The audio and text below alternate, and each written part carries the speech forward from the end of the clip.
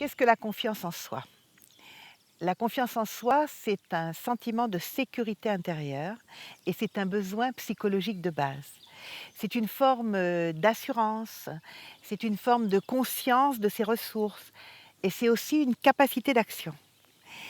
Et la confiance se renforce ou s'amenuise au fur et à mesure que l'expérience nous donne raison ou bien nous contredit. Prenons un exemple. Une cliente s'est arrêtée pendant 3 ans pour élever ses enfants. Elle reprend son activité. Elle n'arrive plus à vendre de prestations. En fait, elle doute de ses capacités. Elle se dévalorise sur les diplômes qu'elle n'a pas alors que ça ne lui avait jamais posé de problème auparavant. En fait, elle se sent submergée par la peur, peur de l'avenir, mais aussi doute complet sur ses propres compétences.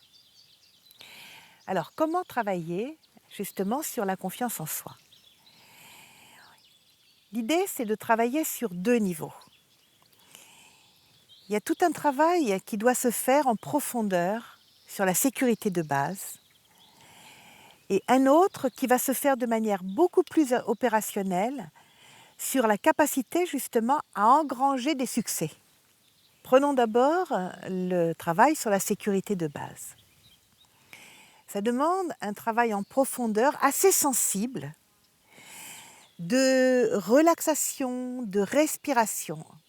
En fait, la sécurité, elle se trouve dans le bassin. Donc l'important, c'est de renforcer cette partie qui nous donne cette assurance dans nos jambes, dans notre bassin. Le deuxième axe, c'est en effet d'engranger des réussites. D'abord, il y a besoin de revaloriser la personne sur ses compétences, sur ses capacités d'action. Donc ça va être un travail assez opérationnel pour faire en sorte que la personne ait la capacité de croire qu'elle va réussir cette action.